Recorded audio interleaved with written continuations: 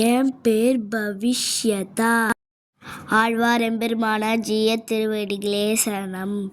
வணக்கம். நான் இப்பொழுது ராமானுஜரை பற்றி ஒரு கதை சொல்ல போகிறேன். ஒரு நாள் ராமானுஜர் ஓம் நமோ நாராயண திருமந்திரத்தோட அர்த்தத்தை தெரிஞ்சுக்கணும்னு ஸ்ரீரங்கத்திலேருந்து திருக்கோட்டி ஊர் வரைக்கும் நடந்து சென்றார் ராமானுஜர். அங்கே திருக்கோட்டியூர் நம்பிகள் கிட்ட போய் எனக்கு திருமந்திரத்தோட அர்த்தத்தை சொல்லித்தாங்க அப்படின்னு ராமானுஜர் திருக்கோட்டியூர் நம்பிகள் கிட்ட போய் கேட்டார். அப்போ திருக்கோட்டியூர் நம்பிகள்லாம் சொன்னாங்க, இப்போ வேணாம், கொஞ்ச நாட்கள் கழிச்சு வா அப்படின்னு திருக்கோட்டியூர் நம்பிகள்லாம் சொன்னாங்களா.